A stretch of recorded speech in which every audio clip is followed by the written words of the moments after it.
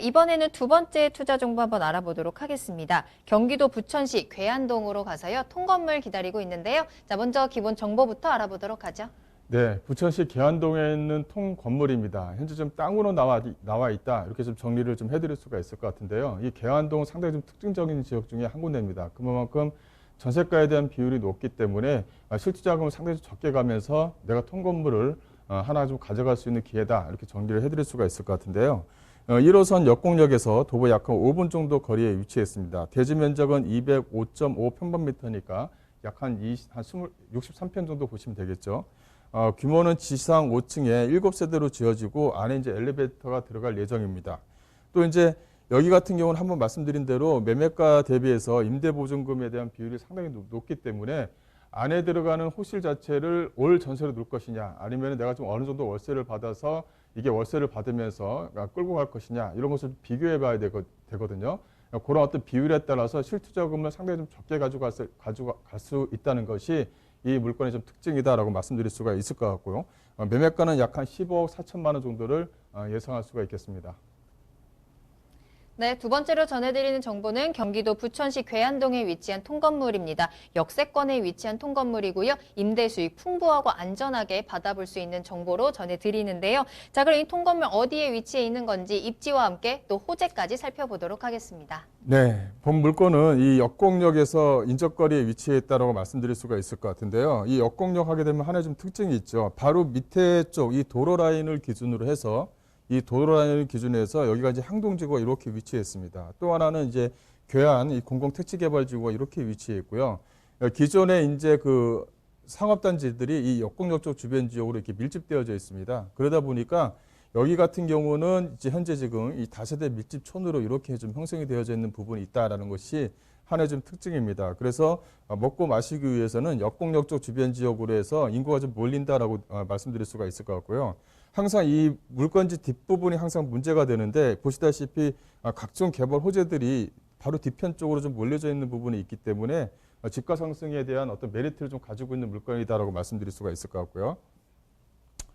이렇게 이제 역곡역 쪽 주변으로 해서는 이렇게 시흥 IC라든가 이 서부간선도로, 이 광명 IC와 인접거리에 상당히 가까운 위치에 위치했습니다. 그러다 보니까 뭐 한 10분대에 진입이 가능하고요. 또 지하철을 이용하시게 되면 각 주요 역사가 뭐 20분대에 진입이 가능하기 때문에 출퇴근하기에도 상당히 좀 용이한 지역에 위치했다는 것도 하나의 좀 특징이다라고 말씀드릴 수 있겠습니다.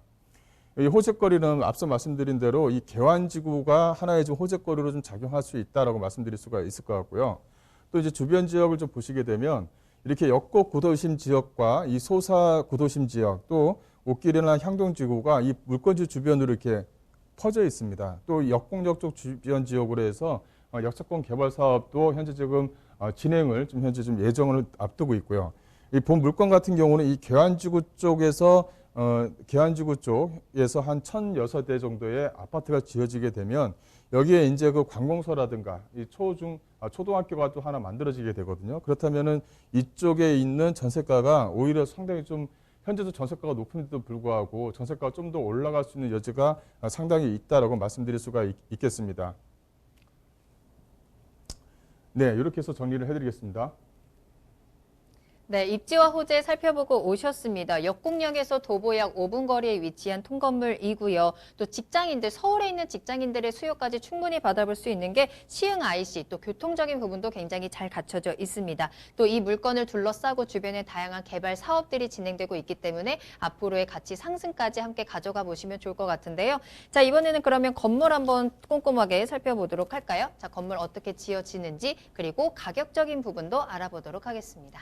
네, 일단 가격적인 부분을 보기 전에 이 건축 설계에 대한 개요를 잠깐 좀 설명을 해드리자면 이 물건 같은 경우는 이 다세대로 지어질 물건입니다. 그래서 2층에 근생이 들어가기 때문에 근생 다세대 주택이다, 다세대 주택 통건물이다 이렇게 정리를 해드릴 수가 있을 것 같고요. 여기에서는 현재 전세 수요자들이 상당히 많죠. 이게 초등학교를 다니는 자녀들을 둔 어떤 가구수들이 상당히 좀 밀집되어져 있다 보니까 이렇게 3룸 구조로 만들 예정입니다. 그 다음에 설계에 따라서 투룸과 원룸이 좀 나오는 그런 구조를 가지고 있다라고 말씀드릴 수가 있을 것 같고 분양 면적을 보시게 되면 상당히 좀 괜찮습니다. 주변 지역보다 상당히 좀 넓게 좀 지어질 예정이다 이렇게 좀 보시면 될 것 같고요. 또 하나 말씀드릴 것은 이 현재 지금 철거가 마무리가 됐습니다. 기존의 주택을 헐고 현재 지금 평탄 작업을 해놓은 상태인데 지금 현재 매수인의 입장에 따라서 건물을 어떤 방법으로 지을 것이냐를 지금 현재 이야기를 할 수 있는 것이 이 물건의 좀 특징이다라고 말씀드릴 수가 있을 것 같아요. 그래서 내가 실거주를 해야 된다 그러면은 여기서 하나를 좀 더 크게 해서 실거주 형태의 3룸 구조라든가 이 4룸 구조를 좀 만들어낼 수 있다는 것도 하나의 좀 특징이고요. 또 이 안쪽에 들어가는 원룸이라든가 이 1.5룸 정도의 구조를 뭐 3룸으로 바꾼다든지 또 이제 2룸으로 바꾼다든지 해서 좀 더 수익률을 좀 극대화시킬 수 있다라는 것이 하나의 좀 특징이다라고 말씀드릴 수가 있겠습니다. 앞쪽으로 해서는 6m 도로변이 위치해 있고요. 또 뒷면으로 해서는 또 3m 도로가 이렇게 위치해 있습니다. 그래서 이 안쪽에 쑥 들어가 있는 물건 자체가 아니고 이 양쪽으로 해서 도로와 맞물려져 있는 지역에 위치해 있는 물건이기 때문에 상당히 좀 안정적으로 가져갈 수 있는 물건이다라고 정리를 해드릴 수가 있을 것 같고요.